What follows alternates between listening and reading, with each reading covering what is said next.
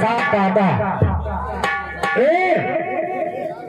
सनम जी, सनम जी, हेलो हेलो हेलो हेलो, तभी मशीन बंद कर दो, लाइट चली करेगा।